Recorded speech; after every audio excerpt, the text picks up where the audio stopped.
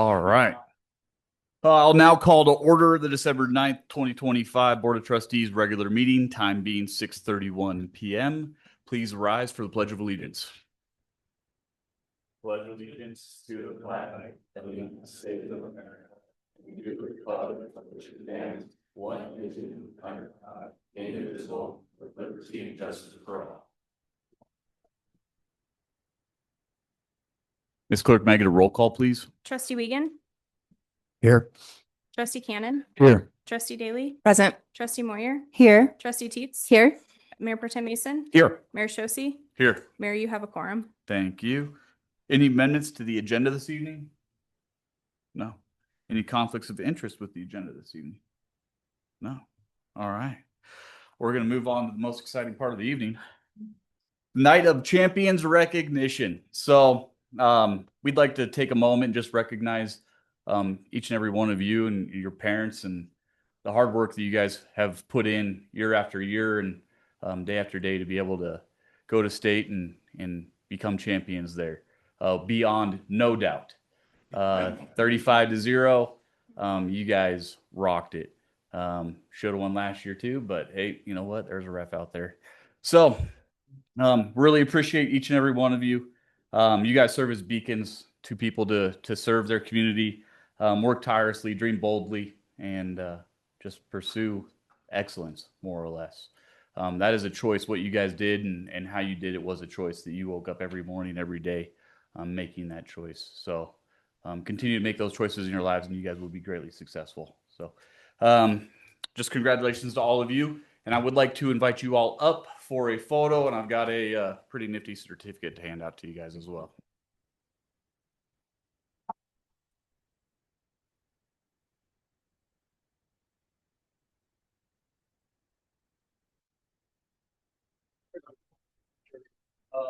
They'll take it.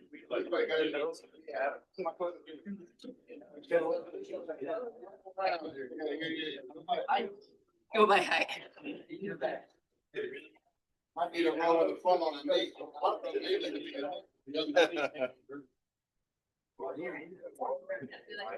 Man. Good. How are you? I'm doing great.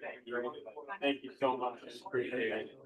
Yeah, let's go on. Good to see you. I was You guys up front, come for old, grab a knee.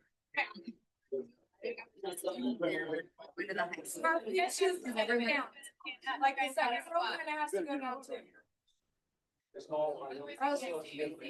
Stand by this here microphone. My golly. Just like bend over. Go ahead, Larson. Oh, no, now you got it like.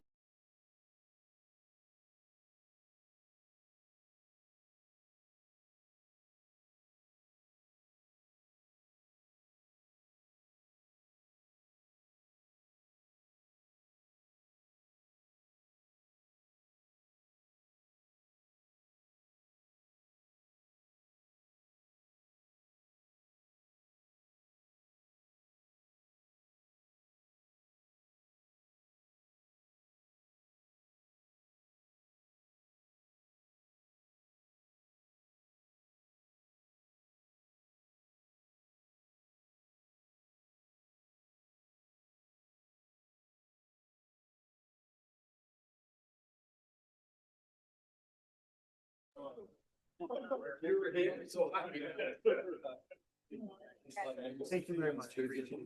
Congratulations, Thank sir. you so much.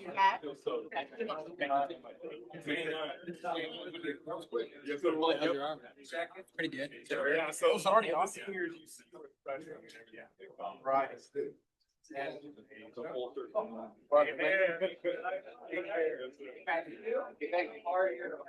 Good. Have fun. Good to be here. Feels good to be here. Thank you guys for doing this.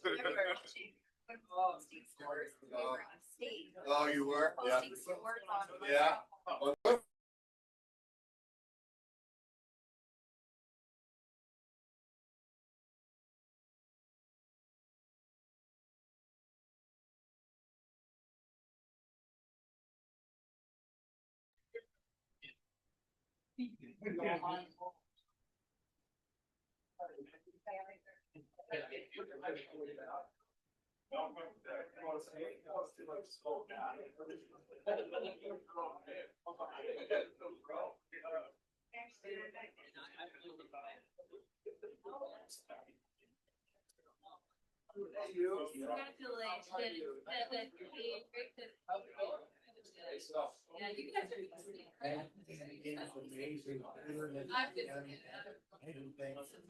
Yes.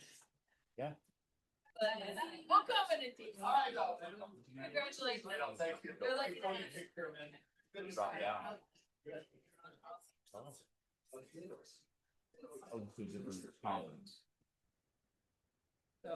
We'll play them, but probably not regularly. Okay. We could still play them as like a game. Okay. Now it's time for public comment. Members of the public wishing to make comment on non-agenda items, please sign in the sheet behind the podium. State your name for the record. You'll be given 3 minutes to speak. All right, no public comment. On to the consent agenda. Ms. Clerk, will you please read the title to the items on the consent agenda? November 12th, 2025 Board of Trustee meeting minutes, November 18th, 2025 Board of Trustees special meeting minutes, resolution number 53-2025, a resolution of the Board of Trustees for the town of Wellington, Colorado, approving the Fourth Amendment to the Intergovernmental Agreement between the town of Berthoud, Colorado, and the town of Timnath, Colorado, and the town of Wellington, Colorado, concerning a joint agreement for animal control services with NOCO Humane. Resolution number 54-2025, a resolution of the Wellington Board of Trustees considering the 2026 Statement of Work and Budget Agreement between the County of Larimer and Town of Wellington. Resolution number 55-2025, a resolution of the Town of Wellington, Colorado, calling for a regular election to be held as a mail ballot election on Tuesday, April 7th, 2026, and delegating authority to the town clerk to appoint election judges. And resolution number 57-2025, a resolution of the Town of Wellington, Colorado, making an appointment to the Planning Commission. Thank you. Do I hear a motion on the consent agenda? I move to approve the consent agenda. Second. Thank you. Ms. Clerk, may I get a roll call, please? Trustee Teets, Yes.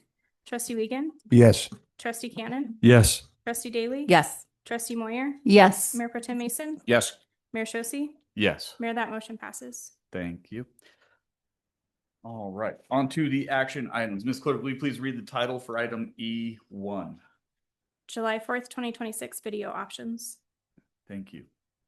And then just before we dive into these video options, I know I myself last time, I would say possibly spoke out of turn when talking about the production quality of B-Lake's videos, where I don't want the discussion this evening to be anything that may be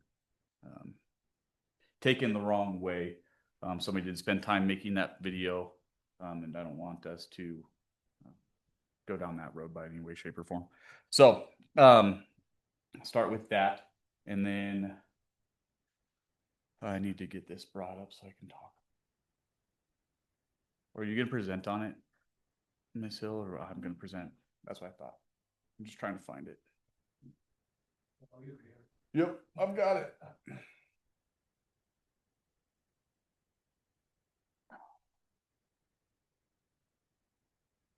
Does anybody have a page number in the packet? It is 64. Perfect, thank you. Okay. So this whole discussion on videos, screens, if you guys recall, all goes back to budget, cost, where we could cut it, where we could save it if we wanted to. That's really that is the heart of this discussion. We have options here after we decided not to move forward with that contract completely in the aspect of the video or the screen, without it bringing to us with some further options later on down the road. So that's what we're discussing here tonight. So I'm sure you guys read through your packet, but I'm going to go through these options here. Option 1A is to reuse the video that they've historically used. It's roughly 26 minutes long, and that can be repeated with some minor edits. Those minor edits are what that cost of $500 is. That's to change the dates, things of that nature. Okay. Then we have option B, which is the new 250th anniversary video, also made by B-Lake. This would be something that would recognize the nation's anniversary. This would cost us $2,500. Okay. Option C is partnering with a volunteer editor.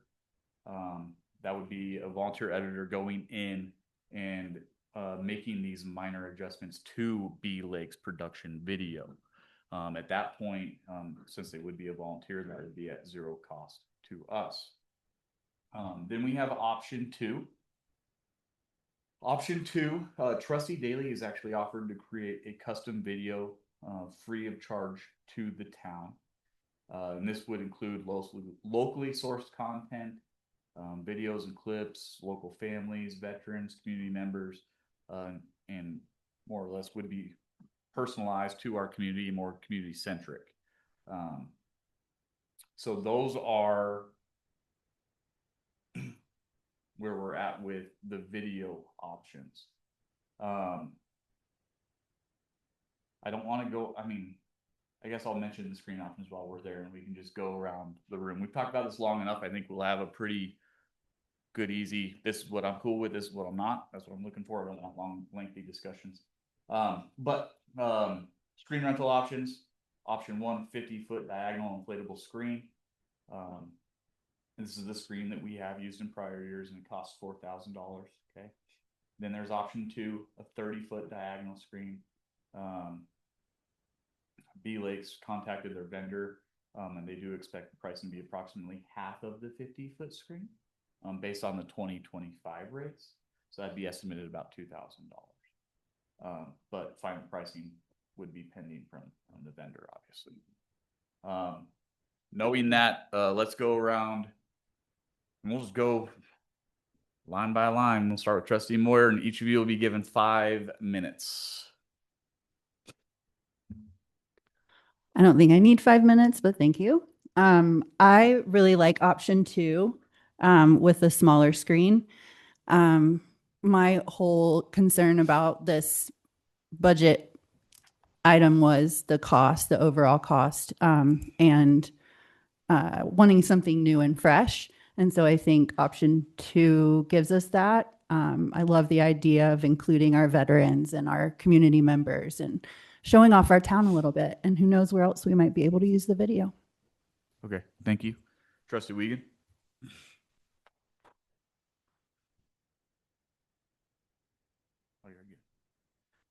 I personally like option 1A, I believe. And if the budget would allow it, I'd love to see B, get the bigger production on it. You know, this is our 250th anniversary. I think we need to have something that is really professional. Nothing against you on this one here. And as far as option 2, I'd love to see that maybe next year. So we have a full time to really dig into it so she can really develop something at that point. This year, though, I think, you know, it's going to be such a short notice. And, you know, I don't think we should eliminate it. Oh, And minimum, I would go with A, and I'd like to see B. I mean, yeah, 1B. Yeah, 1A or 1B, Right. ultimately. Right. Okay, 1A, your first choice. Thank you. Trustee Daly? Oh, size of the screen? Either one would be good for me. I mean, Guess I didn't get that. right, for $2,000 savings, you know, depending upon our budget, if we need to do that, I think that's a good option. And then Trustee Moyer, what size screen would you be good with? 50 or? I think that 30 would be great, but I'm open to any size screen. Okay, thank you. All right, Trustee Daly. In an afternoon, I made a mock-up of potentially what the video could be. So it already exists, but it would be, right now it's made with stock photo and videos, which a lot of the content actually already exists and is available out there. and it's an ode really to our town and community. It really enforces some of the ideas within our comprehensive plan, with one of the 4 pillars being community cohesion. So it's such an important event to the town of Wellington, not to mention such a big occasion. I would love to display our local heroes, and then also just give an amazing video option. I know there's been a lot of concern about the costs that we're spending on these videos. So I wholeheartedly will make an absolutely beautiful video and would be happy to do so with no cost to the town. So if there's any budgetary concerns, there was a lot of outcry from the community of the concern of, there's both ways, right? I'm not going to say it was one or the other, but there were concerns about spending money on the video. I'm happy to make something that represents our town and celebrates our country as much as possible for absolutely free. And with that said, I would go for so that's option 2. And then I'm also prefer option 2 for the screen rental. Thank you. Thank you.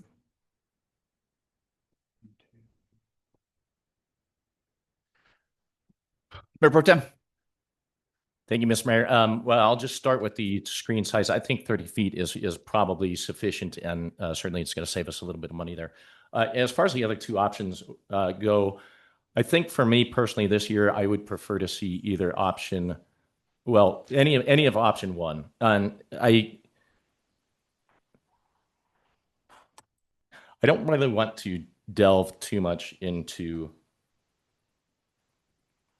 partisan politics and things about something that should be a 4th of July celebration, right? Something that pretty much everybody in this nation celebrates every year. I don't want to get into a giant discussion about the decision I'm making here, but if anybody has personal questions about it or that sort of thing, feel free to contact me, but I would be inclined to stick with one of the first 3 options. Do you have a preference of your first choice? Frankly, I'd like to see us do 1B. I think that would be cool. But if we're trying to save money, I mean, 1C really is the best option, assuming we can find a volunteer. I don't want to have to put staff through these types of edits or this type of stuff. If we can get a community volunteer, I think that's fine. I also don't want to see staff go out and try to solicit for volunteers or these types of things. We've spent way too much time on this particular topic already. And so that's my take. Thank you. Trustee Cannon. Thank you. I wish everyone would say 1A, 1B, 1C instead of option 2 when they're talking about option 1B. So that would just make things a little clearer. I graduated in 1976. That was the 200th anniversary of our nation's founding, and that was a big deal. I don't want to have a big deal on the 251st. I'd rather have it on the 250th. Let's celebrate 250 years of freedom, 250 years of our country being in existence. Option 1B is my preference, and I'm okay with either the large screen or the small screen. Okay, thank you. Thank you. Trustee Teets. Okay, so I was all about saving money, and I was okay with the idea of having a volunteer offer up free space, free time to be able to do the edits. And the last few days, I've had a lot of residents actually reach out to me personally. I think I shared some of those messages with Mayor Pro Tem Mason, of people actually asking us to support the Bee Lake production at the $2,500 for the 250th anniversary. So while I would say let's save the money, I'm going to say option 1B with Bee Lake Productions is going to be my choice in this one. And it's mainly because of the fact that I've had the additional reach out with people wanting to celebrate the 250th. And they've liked the Bee Lake Productions previously. So that's my choice. The screen, I'd like to stay with the smaller screen if we can, but I'm super flexible on which other way you guys choose to go with the big screen or the small screen. Thank you. Just to clarify, Mayor, I said option 2 because that's what it said in the packet. So I just want to make sure everybody knows Yeah, I meant actual option 2. Yeah, you meant actual option 2. Yeah, was that clear, Trustee Cannon? Yeah, it does now. Okay. Okay. I mean, coming into this, I'm open to any one of these options. I really like, if we're gonna go with B Lake, I like option 1B. Ultimately, option 2, I think, is a decision this board should make. It sounds like we're not making that decision tonight, but it should be made in the future. And that would also make it, at least from my understanding, completely to within reason ADA compliant if we go that route, which I think is huge for our residents. If we're, and it sounds like we're not going that direction as a board, I'm all for 1B. I think celebrating the 250th is important. Screen wise, I can go either way there too.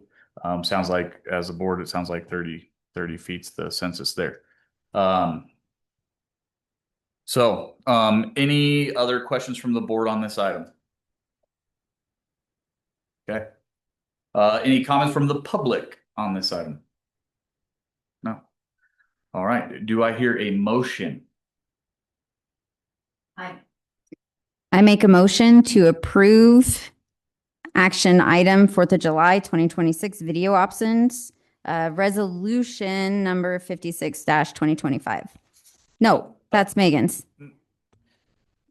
Oh, there wasn't really a number to the action item. Got it. So I motion to approve the July 4th, 2026 video options with option 1B, new 250th anniversary video, and the optional option number 2, the 30-foot diagonal screen. Second. Ms. Clerk, may I get a roll call, please? Trustee Moyer, Yes. Trustee Teets, Yes. my pen stopped. Trustee Wiegand, Yes. Trustee Cannon, Yes. Trustee Daly, Yes. Mayor Pro Tem Mason, Yes. Mayor Shosse. Yes. Mayor, that motion passes. Thank you.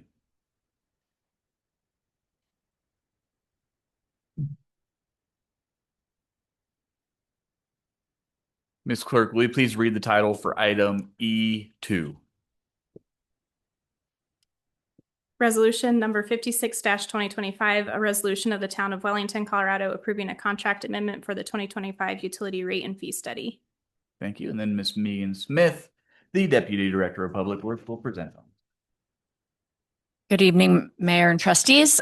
Thank you. Megan Smith, Deputy Director of Public Works. I am here this evening to request, and I just want to make sure I have all the right things on right here.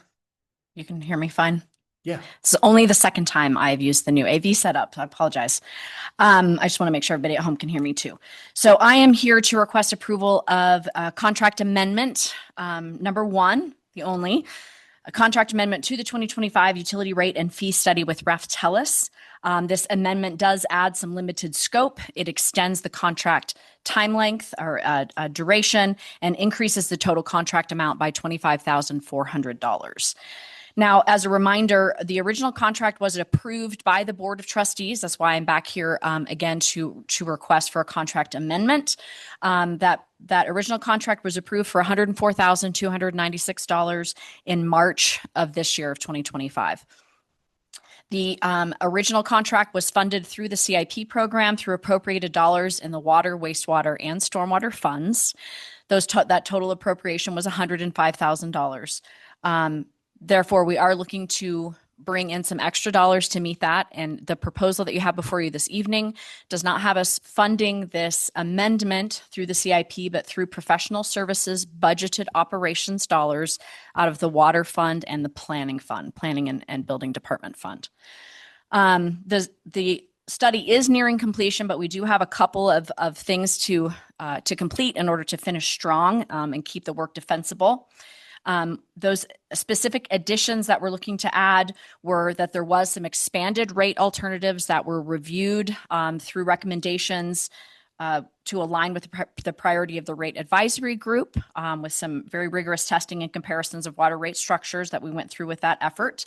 There was an additional stakeholder meeting, so some additional engagement that took place with this, additional stakeholder meeting with the rate advisory group. There was a couple of virtual slideshow presentations that were put together. And then also Raftelis attended our open house event that we had, like our multifaceted open house earlier this year with Prost Master Plan, the rate advisory group, and well, there was 3 things. Oh, the Cleveland Avenue.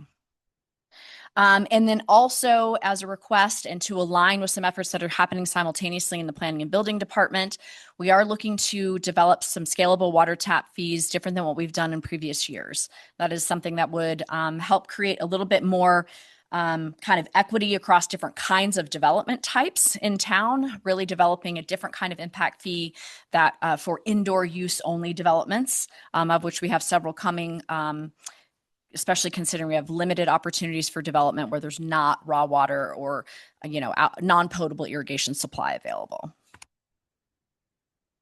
So that's where really the rationale for developing or the request to bring in 2 different funding sources for this is the water fund would be picking up as the bulk of the additional analysis and rate alternatives that were considered were for the water rate portion of the study. And then also the planning and building department has offered to pony up to cover the additional costs associated with developing those scalable tap fees, as that really helps reach and work towards some affordability housing goals that are currently in play with our planning and building department and the town as an organization. So the timeline, this amendment would extend the timeline also of the contract to the end of March 2025. Add that $25,400, bringing the total to 120. Do I have that? That's 129,000. I didn't write that number down. Thanks. 129,696. Thank you very much. And staff is recommending adoption of that contract amendment resolution, and I'm happy to answer any questions that you may have. Thank you. Any questions from the board on this item? No questions. Okay. I have one. Oh, okay. So when I look at page it's 107 and part of the task kind of projections March through November, the tap fee analysis there is April 2025 to May 2025. So is this tap fee additional, what was it, 18,000, I think is what was in this mention of the additional that we're looking for? So an additional 13,280. Got it. It's just to look at changing the cost of tap fees for specific developments. It's for an additional data analysis to develop scalable water tap fees based on different types of development, residential mainly development, so that you could, which is pretty common actually across the Northern Front Range. So you have a tap fee associated with just an indoor only water use home or condo or townhome, or even differing lot sizes. And that's what we're looking to establish for the town of Wellington to kind of align with the best practices that we see across the Northern Front Range. So I think maybe it's more encompassing than just for affordability. Is that where your question was coming from? Yeah, I'm just trying to figure out why, because multiple uses and scalable in the sense of it being for multiple uses of different styles of developments, home structures, things of that nature, for moving forward. And so it was a data analysis for that. Does that help? Kind of. It just says tap fee analysis on the thing. So it says that we've paid for tap fee analysis. We're just going more in depth with it. Yeah. So it was an expanded scope from what the original scope was asking for. And that in the original contract from March of 2025, there is dollars that were assigned to perform the tap fee analysis. That description of that tap fee analysis did not include a scalable water tap fees. It was updating the previous modeling effort that we had already done in 2022. So this expanded scope is diving deeper and it's redoing the water tap fee portion, not for wastewater. That stays very similar. Got it. But it doesn't hold us to a commitment that we're going to say we're going to subsidize only indoor taps, correct? It doesn't hold us to. And so if we don't choose to go with that, then we're losing $13,000. Because we haven't really talked about this in the rate advisory. We haven't received those reports from the rate advisory group, and we haven't received the tap analysis reports on any of that. So we would literally be spending $13,000 on something we might not agree with.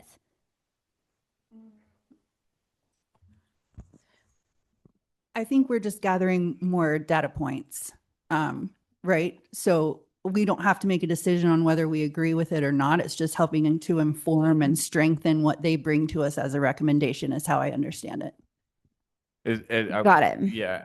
The way I read it is we're going to need this information no matter what.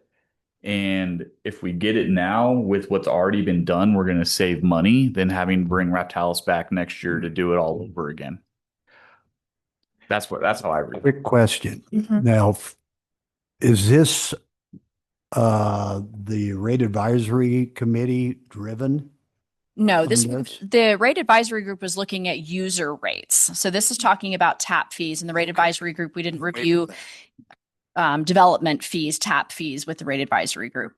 We will be coming to the board next week for a work session with the rate advisory group, talking through user fee analysis and those recommendations. Then staff will be coming back with Raptalis in January to discuss tap fees and the recommended. And I know part of recommendation with the that. increase that they're looking for is because they had wanted an extra meeting. And Yeah, we did have an additional stakeholder meeting with the rate advisory group. There was some additional digital development that was digital presentations that were created and recorded, which also makes it available for our online references, because we did develop a website platform for community access to follow along in our rate study process. And those are posted on that website. And then we invited them to please come and help support us at the open house, which we didn't know we were having an open house when the original contract was put together for Raptalis to come and support with that effort. And then the scalable tap fees I do want to clarify, you started to use the word subsidized. So I promise there's nothing that happens in an enterprise utility that's subsidized, because we're a business and we have to ensure that everybody pays their own way and pays for the cost of all of their services, both users and development. So I do want to make sure that that's clear. And it is in line with best practices along the Northern Front Range in Colorado, especially, to be looking at the true cost for development in our region to provide all services. And if there is a way that we can show through data-driven analysis, through empirical data, right? So our own data, that there's the ability to have a reduced cost because it costs less, there is perhaps less infrastructure costs required for certain kinds of development. We want to understand that to be able to bring it forward. So it's part of that analysis. You bet. Okay. Oh, yeah. I just do want to add one thing, and Trustee Teets, I think this was very important to both yourself and I, that when we had discussed bringing the rate advisory group's options back to us for consideration, that tap fees were going to be a piece of that, and that we'd potentially consider options such as I think we had discussed a buffer threshold or things like this on top of tap fees. I would very much like to see this data in terms for me to make a decision. So I think it is necessary as far as that goes. Understandable. That's kind of what I was saying. I don't think that will be coming to us like that as an additional option. So that's why I was just trying to clarify. Is this something that we're going to be making a decision on, or is this just something that's going to be wrapped up in a package? And that's what I was trying to clarify. And we will be coming to you with a work session in January. So tap fees will have time for discussion at that point for sure. Perfect. Okay. Any comments from the public on this item? No public comment. Do I hear a motion I'll make a motion to approve resolution number 56-2025, a resolution of the town of Wellington, Colorado, approving a contract amendment for the 2025 utility rate and fee study. I second. Teach took it. I have a comment. Sure. What I do appreciate about Raftalis and then all the tools that we've received from them in the past and related to data analysis is that the word scalable, I think, is the important part to acknowledge here. It's not necessarily a how much should we charge. It's a with all the possible variables, which are constantly changing and we get surprised with, unfortunately, how do we plug those in and have that same model also still apply in the future? So all the modeling and stuff, I really appreciate that they do. I don't know the extent of what it might be for this, but I realize that word scalable is what's really important, I think, in this consideration. Thank you. All right. Ms. Clerk, may I get a roll call, please? Trustee Daly, Yes. trustee Moyer, Yes. trustee Teets, Yes. trustee Wiegand, Yes. trustee Cannon, Yes. Mayor Pro Tem Mason, Yes. Mayor Shosse. Yes. Mayor, that motion passes. Thank you. All right, on to the presentation portion of the meeting. Move on to home rule timeline. Ms. Garcia, the town administrator, will introduce this item.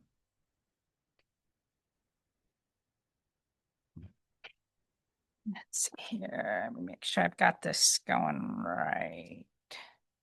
All right, we'll see. Anyway, tonight, thank you, Mayor and Trustees. Patty Garcia, Town Administrator, Kelly Hodling, Deputy Town Administrator, will also be helping me with this presentation. So tonight, you'll be seeing some foundational information related to home rule. Most of this is information you already know, but this will be good information for anybody who's listening in or who may listen or watch one of this recording coming up in the future, because this is a big deal. This is something huge for Wellington to be embarking on. Nope, went too far. All right, what is a home rule municipality? It's a local government whose authority comes from the Colorado Constitution, and not the state statutes. Voters have the opportunity to approve a charter which would give them more power on local matters without requiring permission from the state. What's the difference between a home rule municipality and a statutory town? Some of those are listed up here, but the statutory town is a municipality that operates under Title 31. Its power, structure, and procedures are defined and limited by state statute. Governance is typically through a board of trustees. For us, it's a mayor and 6 trustees, and the town can only act where the state legislature has provided or granted authority. A home rule town or a home rule city, which is also an option for Wellington as we move forward through this process, is one that has adopted its own home rule charter.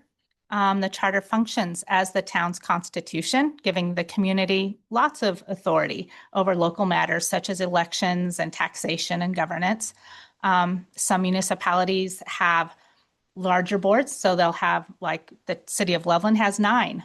They have eight council members and a mayor that's all available to vote. Others have maybe just 5, so 4 trustees and a mayor. So there's options that you can use when talking about governance in your home rule charter. State law applies only where matters of statewide concern. Local matters on the charter, but the charter overrides conflicting state statutes. So you have seen some areas at the state where if you were home rule, you were able to opt out of certain housing items, zoning items. That is becoming less and less. The legislature is working hard to find ways to usurp that in ways that home rule municipalities are very unhappy with. So I know that CML is very active on that and very concerned about making sure that local control stays where it belongs, and home rule municipalities continue to hold on to that governance. The governance can be structured and customized, such as council manager, number of members, term limits, things like that.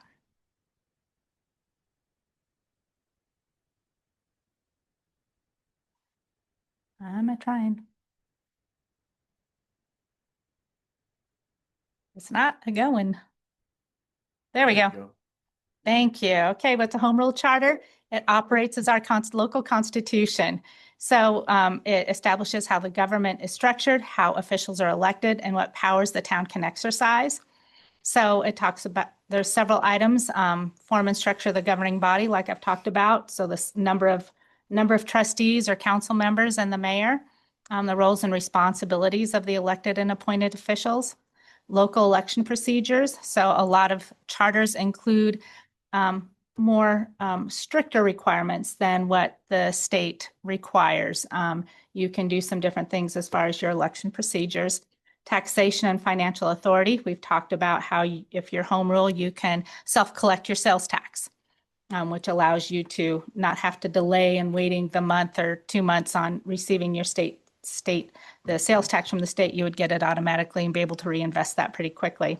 Land use and regulatory powers, and administrative and organizational structures. And the charter can only be amended by a vote of the residents. It's not something that the Board of Trustees can do or administration can do. So how does home rule impact residents? Residents do gain a stronger influence over local government. They have more control over what's happening in their municipality. The residents do vote for those charter commissioners. They vote on the charter and then any amendments. It does allow for flexibility in generating and managing your revenues. Residents are given greater authority to create laws that meet the needs and expectations of their residents, as opposed to just doing your one-size-fits-all related to your statutory community.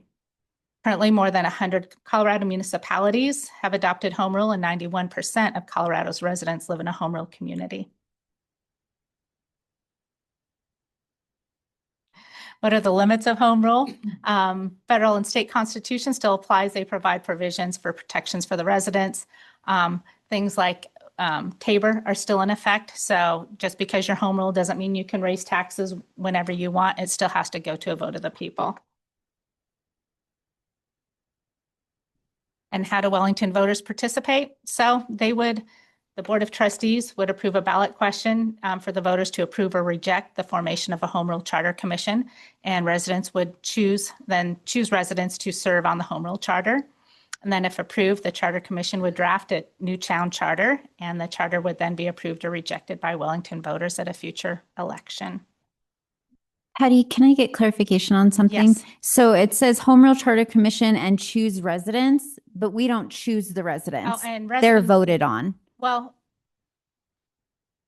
it's a nomination process. So similar to running for trustee. Yeah, but anyone in town can be nominated, and got it. Yeah, That's what I was clarifying. Yep. Maybe a choice of words, but yes, it was. So nomination petitions, and then whoever submits the nomination petitions, I think they're required to get 25 signatures, which is interesting because to run for trustee, you're only required to have 10. I know. I found that just really interesting. So and then whoever would receive those 25 valid signatures would be on a ballot to become a commissioner. And then to do the home rule charter commission. And then we are required to have at least 9, but not more than 21. Is that right? Charter commissioners, I believe that's right. I think we're required to have at least 9, but no more than 21. I can't imagine 21. Most municipalities that we've talked to have recommended 11. So 11 sounds like a good number for me. So there you go. Oops, wrong way. There we go. So we've talked about cost a little bit. The estimated cost could vary. It really depends on the process that Kelly will talk about here in a couple minutes. The process that you choose to go through. We have budgeted, or the Board of Trustees has budgeted $140,000 for the project, assuming that and we are using an assumption that the first election would be in November of 2026. And that information is included in your packet as far as the election timeline and things like that. So we will be looking for some direction to make sure that November timeline is something that you're interested in. But we can talk about that after Kelly comes and talks to you all. Kelly Hodeling.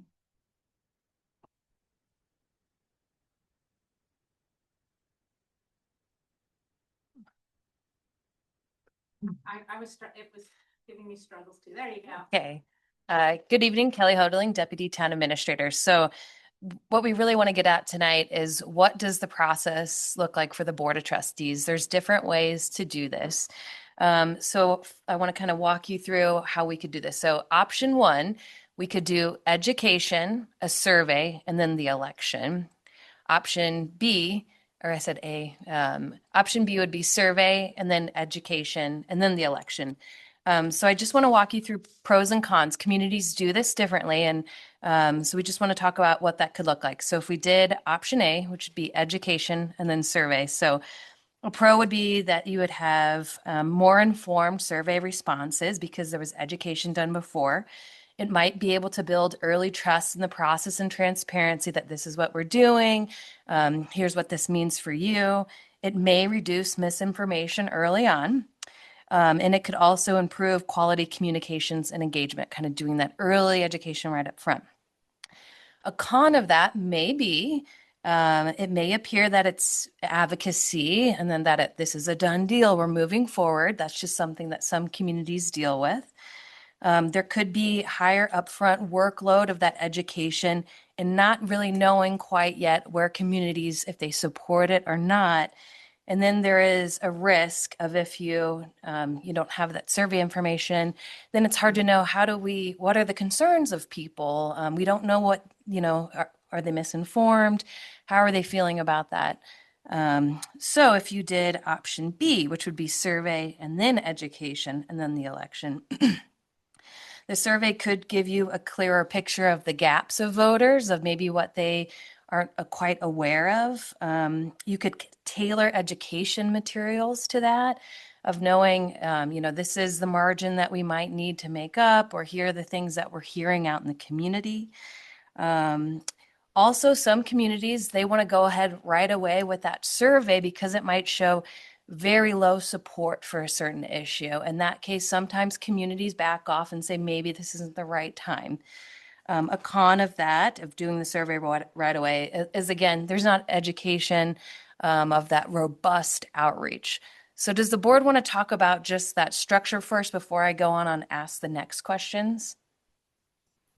Yes. Okay, then I'll pause. Thanks. Start with Trustee Cannon.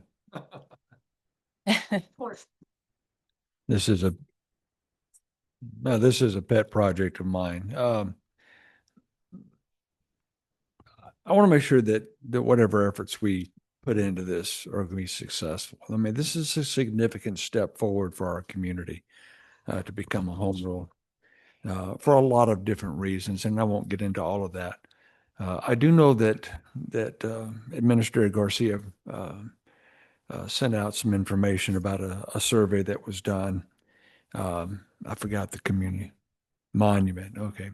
And what they did and how a survey is an education piece as well as a, it depends on how those survey questions are asked.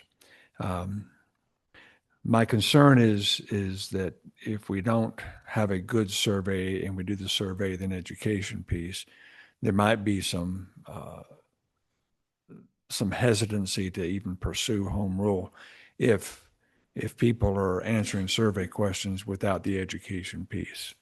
I prefer the option A myself because it does get the information out and you can still have, and there's going to be a lot of people that don't follow the education piece of that won't care about the education piece.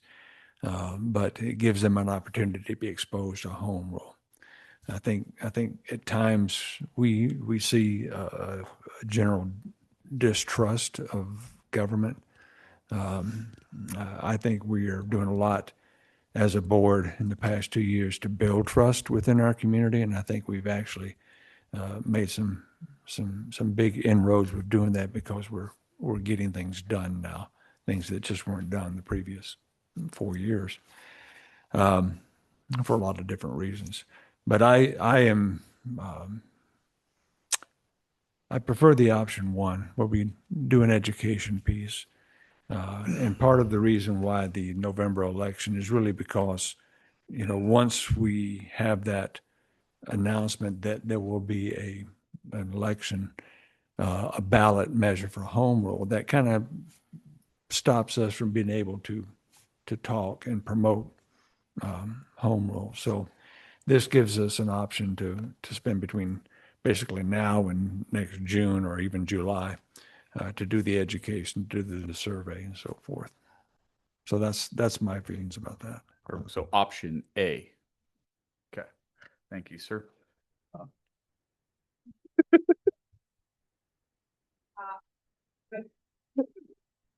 Trustee Teets. So I am going to agree with Trustee Cannon on option A, just because I'm a reader of so much stuff before I want to make any kind of decision one way or another. So if I have a survey come at me and I don't know what it's discussing, what it's talking about, chances are, one, I'm not going to answer it because I cannot provide an educated information feedback for that survey. Or two, I'm going to get the survey and be like, okay, what is my town doing now? So I think the education survey election is probably the best way. I'm comfortable with the idea of having that education happen before a November election. So I'm good with the option A. It would be my preference. Thank you. Trustee Moore. Is there, you didn't include a timeline here, right? No. Okay. Is there time after the, like if we went with option A, would there be time, if necessary, to do additional education between the survey and the election? Yeah, I'm gonna talk about that. So in your packet, you had this, which is your, if it's in your, thank you, I didn't know what that number. So there's time. What we have built in is at least January to May for education and survey, potentially moving that out through June. So it would give you at least 6 months to do some work on that. Does that answer your question? Okay. I saw that. You're fine. No, you're good. You're good. No, there was a lot of information in the packet.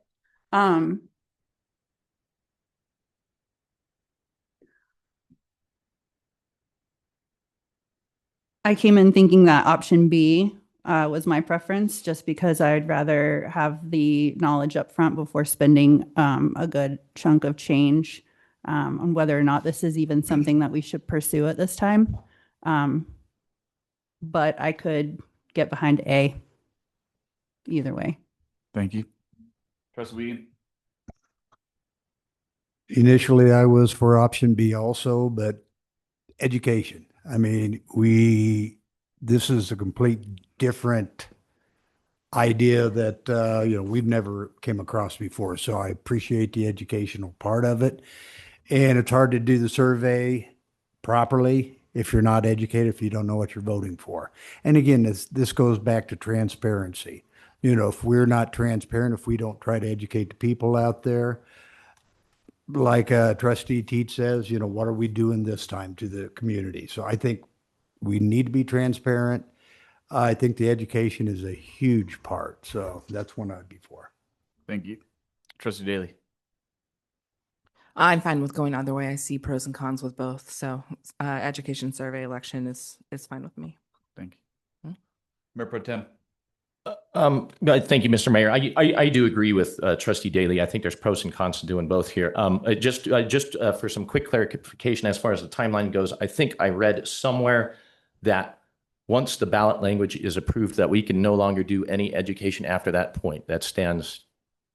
Okay. Okay. Speak to it, but there could be committees. Understood. I just wanted to get that for my personal clarity. I'll be honest, when Administrator Garcia had sent out the questions for Monument, I actually thought they were extremely good in my purview. I thought they did a good job of explaining what the situation before they came back and asked what the actual question was. So I think there's pros and cons to both. I'm certainly not opposed to either one. I think home rule is absolutely necessary for us to do. But I'll be honest, seeing the questions that I saw, I think it would make more sense to do the survey, identify those gaps, and then do the education. But again, I could go either way. I mean, that's exactly where I'm at. I can go either way, but personally, I see doing a survey, figure out the gaps, do education there. Because I mean, we're also looking at this as if we know every single person that we're putting this information out to. They're going to read it, they're going to learn it, they're going to educate themselves, and then that same person is going to get that survey and then answer it based off that education. So that's a lot of assumption. So I personally, I mean, would go with B, but I can go either way. I also would urge, if we went with option B, we would need to have a pretty high threshold from that survey, I think, based off of what happened with the fire district and with the county and the surveys they put out, and they were showing favorable for the upcoming election, pretty strongly favorable, and none of those things passed. So keep that in mind moving forward too. Question, when we send out the educational information, we will be notifying our residents that there will be a survey at the end. All of this information. Okay, thank you. But I can go either way. I'm supportive of B, hearing that others are as well. It was my preference. So just wanted to say that. Okay. So I'm hearing a majority is option A. Okay. All right. So the next key questions for the board is, should the town conduct education in-house or use an outside consultant? So in-house, lower cost, obviously. We have no local knowledge. We're familiar with the issue. We can use our current tools, town halls, podcasts, those things. A consultant-led, higher cost there, professional expert, someone that has maybe hiring a firm that has done this before with success. And it might be viewed as unbiased third-party perspective. I don't think the community might not necessarily know we're using an outside person. But that's just something to be considered. So different options there. And then also should the town conduct the survey in-house or hire an outside consultant? So again, in-house, that could be something where we use current tools. It's not statistically valid. There would be a lot of concerns there. We're not survey experts. But again, we want to bring you all the options that we have in front of you. And then there could be a potential perception that there's bias behind that, which, do they know who I am? Are they tracking me? Or is it a consultant-led survey where it's an outside person?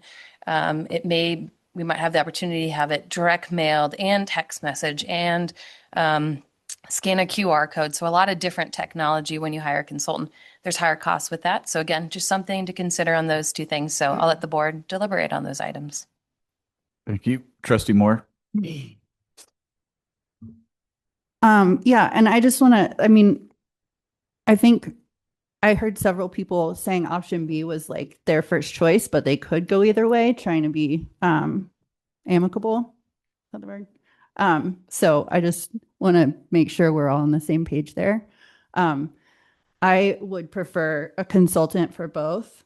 I think that a consultant would just lend more tools that we don't necessarily have in-house and ask the right questions and be able to communicate with our entire community in the ways that they need to be communicated to. I like the different options that I've heard for, going and handing people the surveys, having a QR code, like hitting all of the demographics in our town, I think is really important to reach that threshold that we want. Thank you, Trustee Teets. So for clarification, if we were to go with a consultant-led education, would we still be able to utilize things like town hall, podcast, websites, and the newsletters? Sure. I'm just saying that Okay. we have at our disposal, Okay, those got it. multiple things. So we wouldn't say we wouldn't use them. Okay, I just wanted to make sure it was still an option if I did go with the consultant-led, because I still want to see those town halls. I think it would be awesome to have that conversation with the community. I do feel that a consultant-led education will, while it is a higher cost, is it what we added into our budget? Did we base it off of funding? Perfect. So we already budgeted for the amount. We can still use the town hall, podcast, website, newsletters. I like the fact that there's third-party neutrality, but this is what these people do.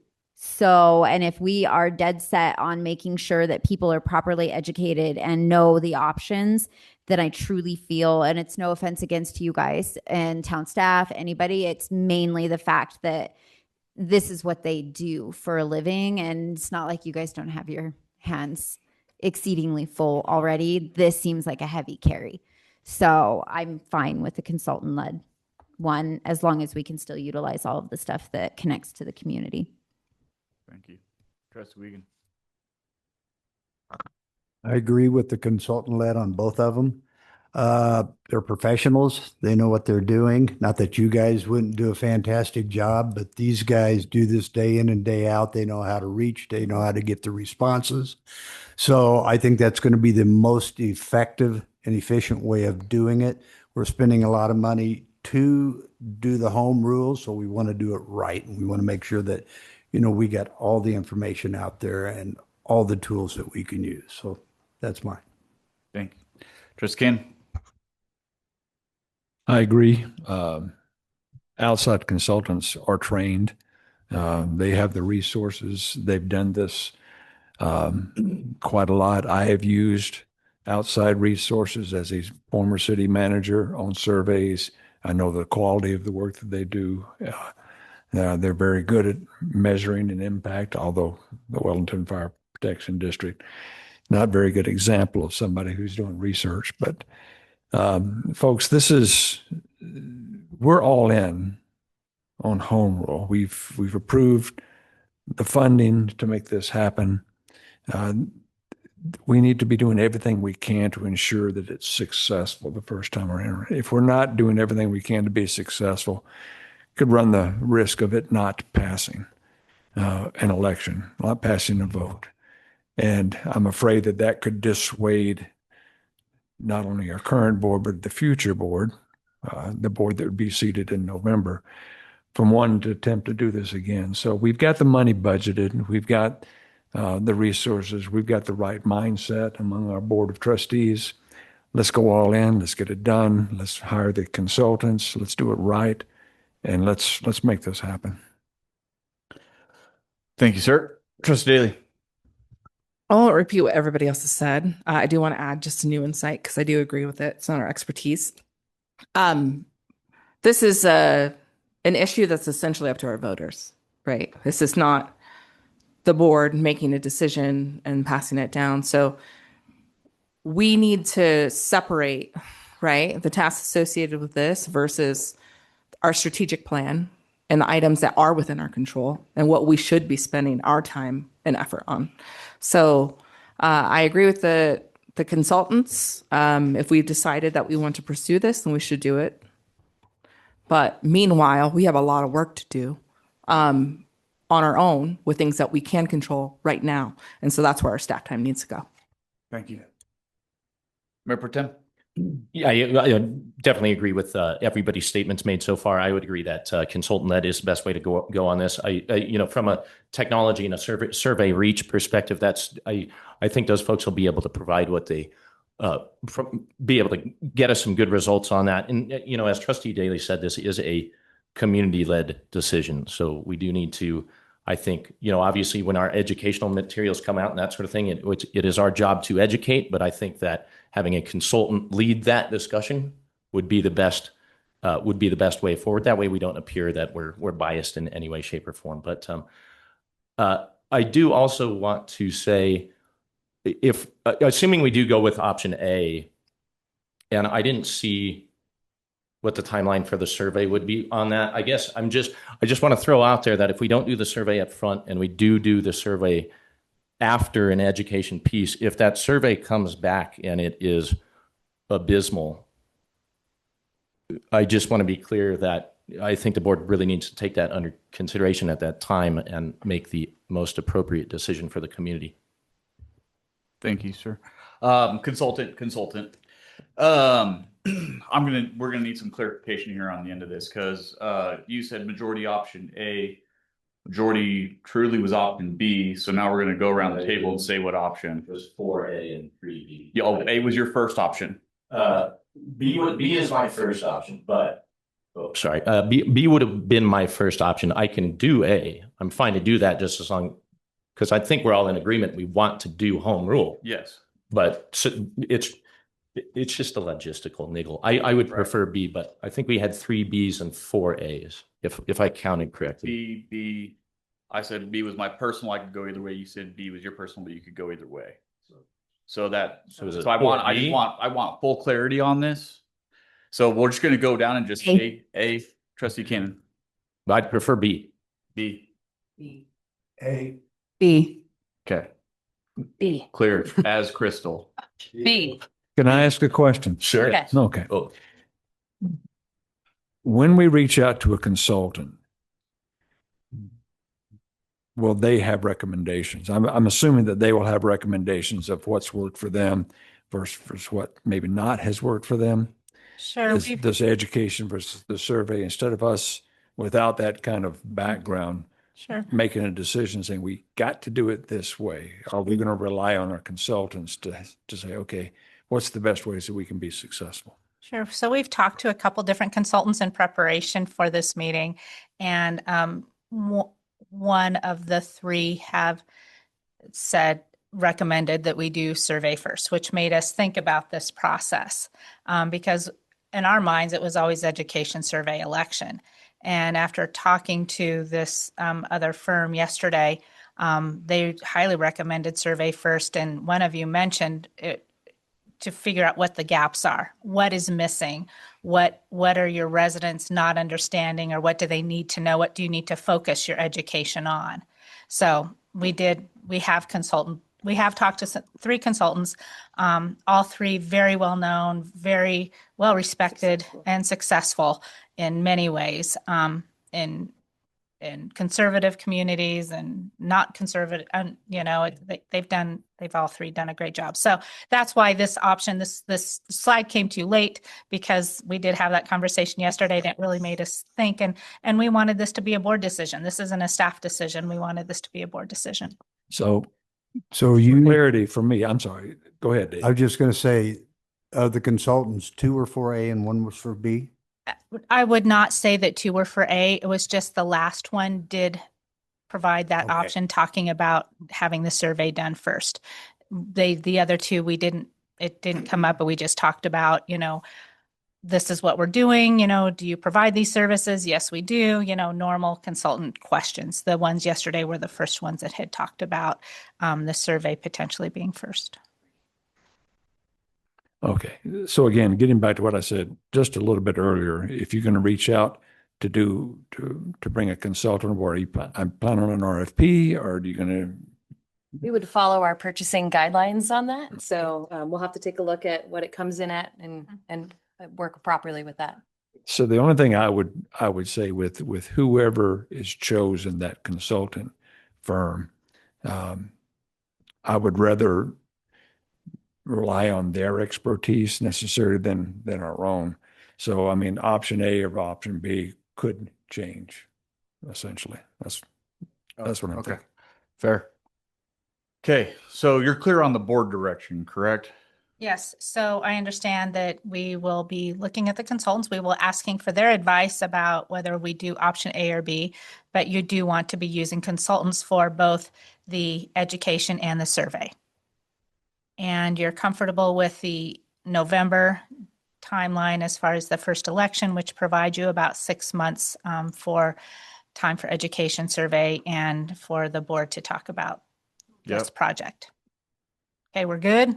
Good. Excelente. Thank you. Thanks, Kelly.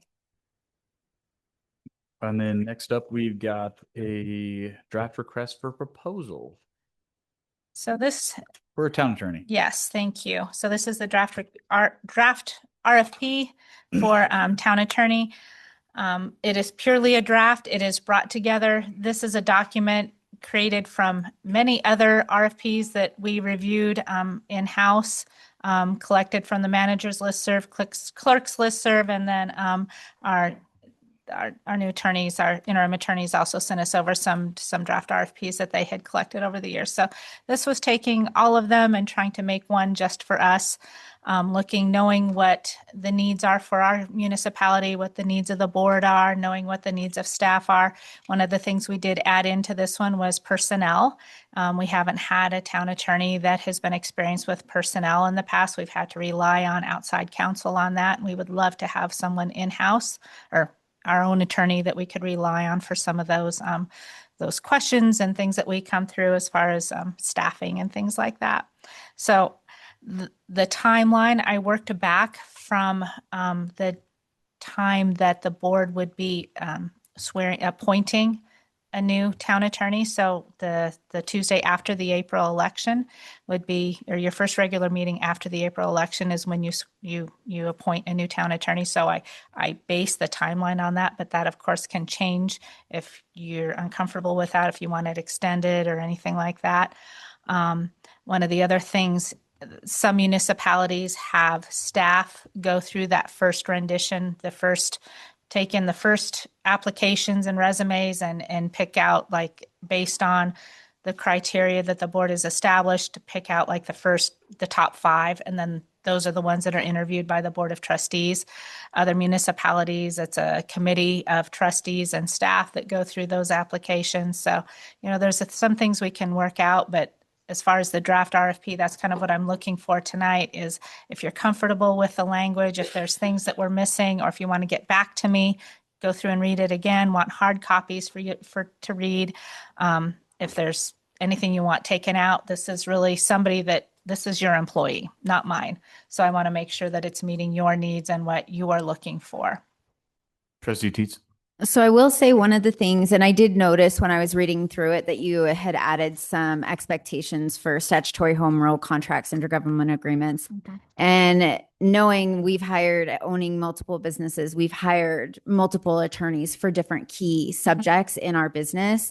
And I will say that when you go and hire an attorney, that attorney that you have, there is a guaranteed thing that land development and water purchasing and projects are not going to be under one single attorney's scope. So I think that having a town attorney that has those connections and access to provable, decent relationships with outside other attorneys, I don't want to limit the scope of the application. I mean, this is a very extensive list. Like, point me to an attorney that has all of this, like, exceedingly difficult, I will say. Well, what I'm saying is yeah, and this is smaller than many others that I read. So. Yeah. So I'd actually like to ask our interim town attorney, this section, how difficult is it to find an attorney that has all of these skill sets within themselves? Well, I haven't reviewed the overhaul. Okay, so I would like to wait then, if we can, and have actual art. I can give you just sort of an answer. I think it's a fair that you're looking for. It's a big ask, and I would. My natural inclination, just as your interim counsel, because I really don't have a dog in this fight, is just recognize you may be looking for.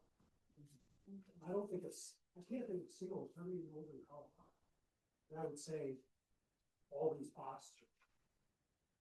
In law, I practiced close to 25 years. It's becoming here in Northern Colorado.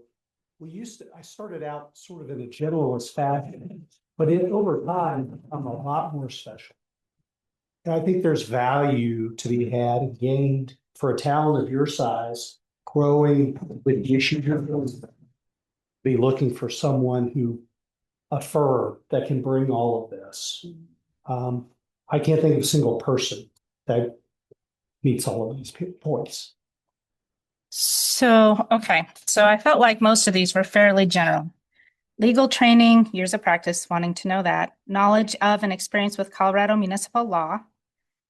Experience in preparation and review of ordinances and resolutions. Experience working with other levels of government, such as state agencies, the county, special districts. Knowledge and practice of law relating to annexation, development agreements, local land use, subdivision regulations, urban renewals, things like that. Experience in the area of construction contracts, consultant contracts, service contracts, so our basic contracts that we go through every day. Experience in the area of municipal court. Experience in the area of public safety and risk management. That's something that we added, which I can take off. That was something that we hire out, and we do have other outside counsel for that. Personnel was one we added, which we can take out. Experience in Colorado municipal tax law. Cora. And I think that is it. So in my mind, and I'm sorry, in my mind, it's like every attorney, every firm I've worked with has these things. These are standard, except for the personnel and the risk management piece is what I felt were standard. And if you all want me to remove any of those bullet points or rephrase them, I'm happy to do that. Like I said, this is your attorney. But mind you, anything we take out, we're going to have to hire outside counsel for. Mayor, if I could, just from my recommendation and hearing that our interim town attorney hasn't reviewed it yet, is this something that we could maybe possibly put off, have it reviewed, and then brought back to us with made recommendations from a legal standpoint, Yeah, is what I would say. We can do it even without a legal standpoint, where we just have time, bring it back, and Oh, yeah. Awesome. give Jed time to read through it, and If that works. And I must ask, if you plan on applying, is it appropriate for you to be reviewing Right. this? that's why we didn't. And that was why I did not send it over to him to review. But I can I don't- obviously. honestly, I mean, it's us putting out an ad legally. You're not going to get in trouble putting out an ad for hire. As long as you're following Colorado statutes on discrimination and all that stuff, right? Well, I'm not saying anyone's going to get in trouble. No. What I'm asking is a review of this document, that the scope of what we're asking for is something comparable to what could be secured. Okay. Well, I mean, ultimately, what is the harm in listing all of the things that we know that we need and want? Because it says We a could- requirement. So it might, So that language could change. yeah, so Preferred.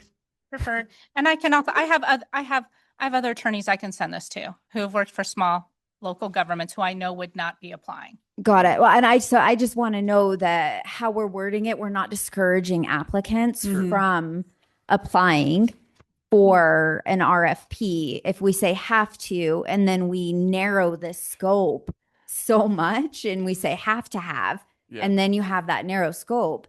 We We- could find a unicorn. Yeah. Well, and That is exceedingly I mean, so. no offense here, Jed. No, yes. I don't think I've ever met an attorney who isn't like, I can do that to them. I have met of a lot of attorneys who say, no, I'm not touching that with a 10-foot pole, but let me send you to someone you know.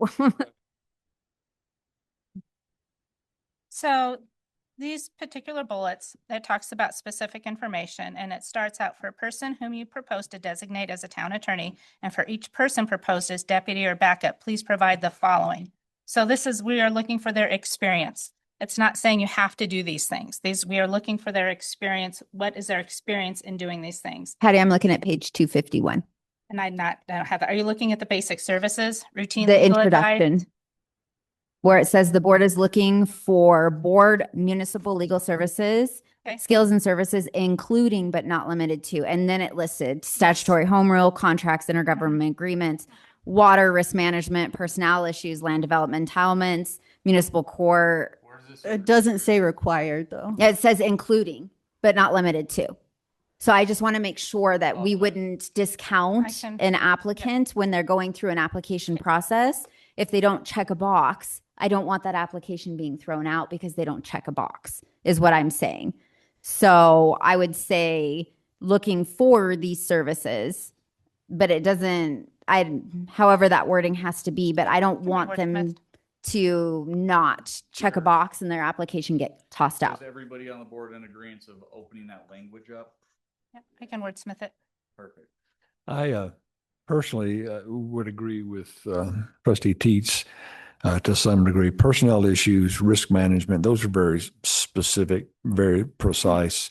Water purchases and projects, that's very specific as well.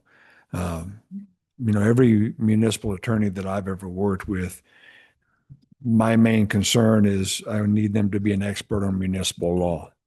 And municipal law is very specific. about what a municipality can and cannot do, the powers and authorities of a municipality. We do have a municipal court, so we need that covered, but most of the municipal lawyers that I know are also municipal court prosecutors. Just general, I'd be looking for more just, an expert in municipal law. And I would rather have an expert to deal with like water issues. And we've been using an outsourced personnel already for a number of years in risk management through CIRSA. Who do we use right now for HR? Employers Council. Who? Employers Council. And have we been happy with their At times. at times? So We may disagree with some of what they say, It's but fine. I mean, like I said, this is your employee. And like I said, I made this a little bit broader and bigger so that, if there's an opportunity to drill it down into something that you're more comfortable with, I'm happy to remove the personnel and risk management and water purchasing and projects. Dan did help us quite a bit with water. I mean, he was certainly at the table 75% of the time. We just use Jennifer Delala when it comes to some of our outside projects. But as far as North Pooter and things like that, Dan has been our point person. So he had to get caught up on water issues. but that's contract negotiations too, not necessarily water acquisition, water law, because water law is very specific. Can I ask a question? Absolutely. So I feel like I'm hearing two things. I'm reading one. I'm hearing person, but in the contract or the RFP, it says firm. And then I'm hearing not any one lawyer is going to have all of these skills. And then there's a piece in there about for person whom you propose to designate as town attorney and for each person proposed as a deputy or backup, please provide the following. So that to me makes me think that we're looking for a broader scope of a team that can specialize in all of these things that we're asking for. And why would we not ask for what we know that we need? Just to comment on that, if you don't mind. I do job interviews all the time. And a lot of time when you ask on an application, you put a whole laundry list of skills that the applicant may or may not have. But the idea, I think, is to jog the applicant's mind for that interview process when they come up and be able to say, I've got that skill, and I really want to highlight that to the employer. I think it makes sense for us to ask for the moon on this. And if we're going to get a number of good applicants, I'm sure, and we'll whittle them down to the ones that are most qualified. But in no way do you not ask for what it is that you need up front. So I think this list is good, in my opinion. If we want to rejigger the language about whether it's required to have or not, I think that's fine. But in no way should this list be diminished from what it is now. And Trustee Moyer, under submittal requirements, and it's the third page of this. It's okay. It talks about proposals must be accompanied by a cover letter, blah, blah, blah. And then for the purpose of filling the town attorney position, the town will consider qualifications submitted by bullet individual attorneys who meet the duties and requirements listed and are applying for the town attorney position in its entirety, or law firms with qualified attorneys on staff that specialize in the duties and requirements as noted, et cetera. Yeah, so it's fine. It's fine. So I can certainly wordsmith that introduction piece and even list like those 3 items, personnel, risk, and water as optional, if that would be helpful. I would just have them there on the application sheet. That way they know, hey, maybe this isn't required, but hey, if I've got the skill set in that area, I want to make sure that the people know that. So I think they should stay. Yeah. Maybe just not required. Okay. Yep. Yeah, I think definitely. and that's wordsmith kind that. of what I'm looking for is not to limit or remove an application when it Sure. goes through the processes, just because they don't hold Mhm. all of that when you're checking a box. If they hold all of it, Trustee Yeah. Moyer, you're right. We found a unicorn. I have yet to find one. So, but it would be amazing if it did happen. But right. Dang. I hope she heard that. I hope she heard that. So was that sweet. that was kind of my thing is I just wanted to make sure that it didn't disqualify applicants when you're going through the process of eliminating applicants and that it was known and understood that you don't have to have all of this in order to Right. have a strong municipal law background and then have those partnerships if it's with a firm. Firms have multiple attorneys that have these kind of different allocations. Water is a pretty specific one. So that one's in any kind of firm, you're going to have a harder time finding it. But no, in general, I don't have a problem with it. It was how it was worded and I didn't want it to limit an ability. Understood. Yes. Okay. I'll wordsmith it. I can wordsmith that. Agreeance on And I'll send, smithing. I will wordsmith and send it out to you all. And I found some typos in it, so I need to fix Perfect. a few things. Thank you. And as far as moving forward, I mean, we will start going through this process. Town staff, we're pretty good at putting together the criteria for evaluation. Would be happy to share that with the Board of Trustees when the time comes. And then as we start getting in applications, I'll just need to know how to proceed if you want to have a committee or if you want town staff to evaluate those or how you want to move forward. I didn't get a comment, but the purpose of this is our wish list. This is what we're looking for. We're wishing for it's our wish list. I don't want to remove any of them or say that they're optional. Okay. I want someone to say yes or no. I have this or I don't. Or we contract with someone who does. Or, I want to know their connections. I want them to say yes, or I could do better, or maybe not this. That's the whole point of it. And so then based on that, that's what we make our decision on. But, you said moon, shoot for the moon. And even if you miss, you land amongst the stars. And I've been called a unicorn a couple times in my life. So maybe they're out there. Me and Martina, apparently. Nice. All right. I've got direction. Thank you so much, everyone. On to reports, town attorney, anything to report?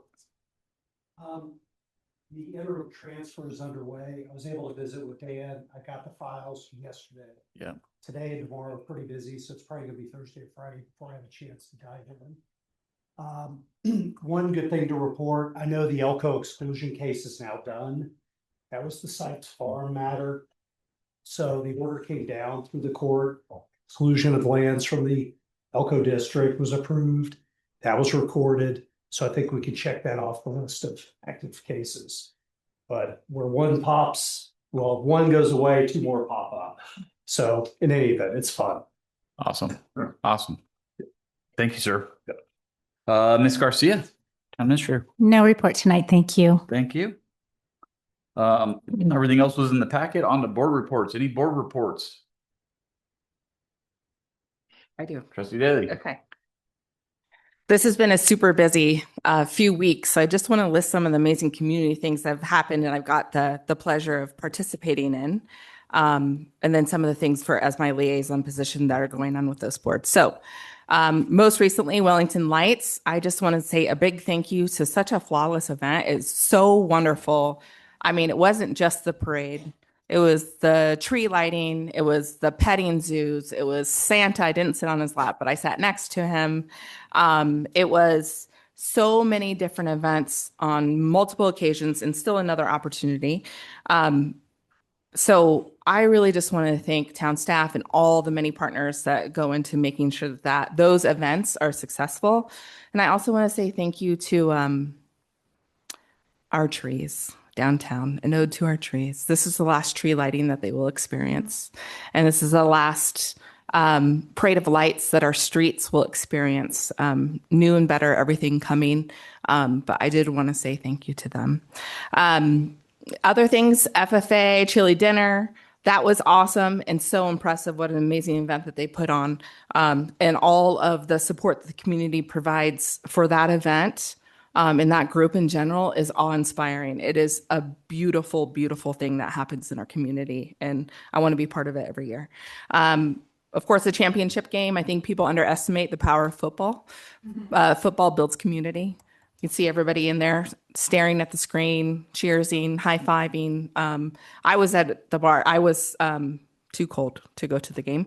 I made that decision kind of at the last minute, but it was such a wonderful experience, and football brings people together, and I just love that we're able to celebrate them. So congratulations again to the Eagles, and the Community Spirit Award to our Lady Eagles, the cheerleaders. So congratulations to them for that as well. Small Business Saturday was wonderful. I really want more people to be out and about, though. Supporting our local economy, making sure our downtown businesses and all businesses, really, any small business in town is successful, is such a cornerstone of our community.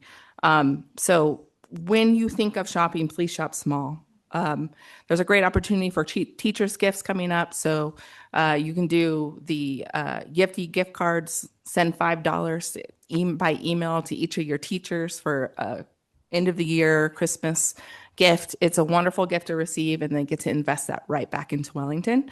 Or if you want to buy $50, you get a free $25 gift card too. So a lot of great opportunities there. Regarding Main Street, they're now moving on from their annual dinner, which was an amazing hit, and I'm so glad I got to go, to their Walk of Fame, which is celebrating graduates from Wellington. So looking for sponsors. They're collecting photos from every single graduate from Wellington High School, and they're going to be celebrating them over a month-long period. So it's a really cool opportunity to support the Main Street program and our entire community.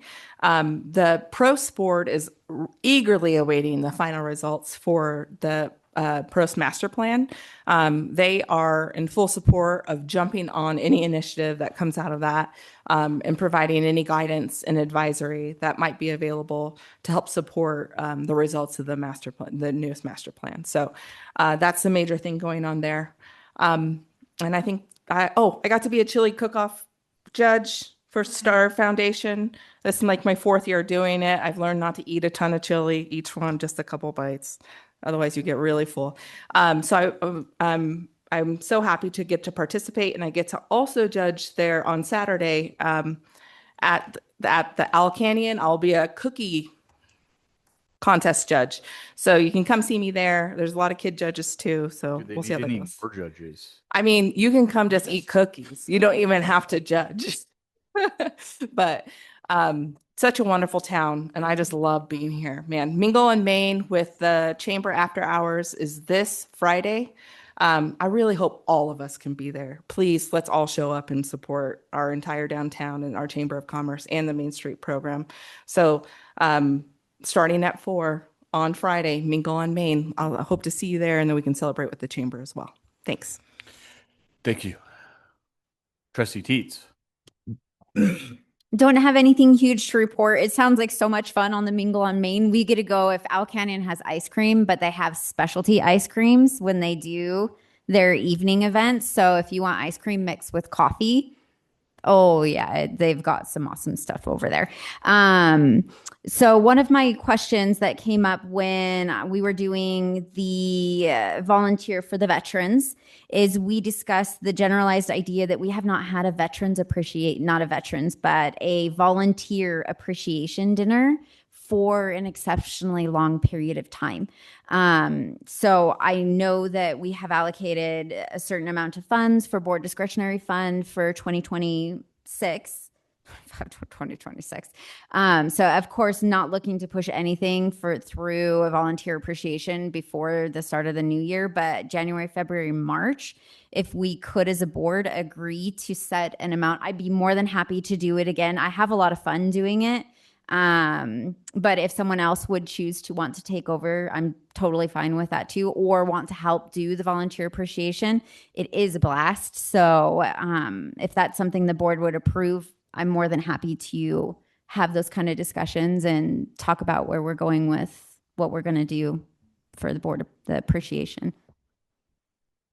Love it. I'm happy to help you. Okay, thumbs up. Bring back, get something rocking. Year and a half ago. Yeah.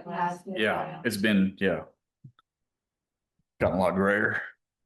Well, I was just going to make the recommendation, maybe before we send that back to staff, maybe if a few of us wanted to just get together and talk about donations. That way we're not digging into the discretionary fund for something like that. I know I personally had donated to the last two that we've done. So if anybody wants to go down that route, I'd be happy to chat with you. So Yeah, I think we almost all donated something last time. I think we did. Do you remember how much? Was it 2,500 is what it was approved for? I know. I was sitting there trying to think because I was looking at previous emails when I was looking at this. I think it was up. Money to a meeting. Yep. And I want to say, because we did the customized cups for all of the volunteers. We had a local company, Crafted Simply. She does all the engraving. So she did all the custom cups for us. And I think that was less than $500. Yep. Yeah, that is the one. Yeah. So, Back, I'm sure we've got something in our records. okay, perfect. Yeah. And I'm happy to donate some. I just don't know if we'll raise the full amount if we're looking at providing dinner. And I think we had someone actually donate. Was it trivia? Ace Entertainment donated trivia. That is a lot of fun. I'm horrible at it, but it was a lot of fun. Okay. So we're in agreement. Yeah. Move forward with it. And then, more discussion to be had. Perfect. Nobody else. Okay. All right. On to the executive session portion of the evening. Ms. Clerk, will you please read the title for item H1? For the purpose of determining positions relative to matters that may be subject to negotiations, developing strategy for negotiations, and instructing negotiators pursuant to 24-6-4024E CRS, and for the purpose of receiving legal advice pursuant to 24-6-4024B CRS regarding, excuse me, it's too late. Regarding acquisition of real property by the town as required by CRS 24-6-402 to D.5 to A and to E. The executive session proceedings will be electronically recorded and the record will be preserved for 90 days through March 9th, 2026. Okay. Do I hear a motion to go into executive session? I make a motion to go into executive session. second. And just for the record, was that Trustee Cannon who seconded? No, Mayor Mayor Pro Pro Tem. Trustee Teets, Yes. Trustee Wiegand, Yes. Trustee Cannon, Yes. Trustee Daly, Yes. Trustee Moyer, Yes. Mayor Pro Tem Mason, Yes. Mayor Shosse. Yes. Mayor, that motion passes. Thank you. For the public, the board is now entering executive session. Members of the public in person will be asked to leave and the virtual meeting will end.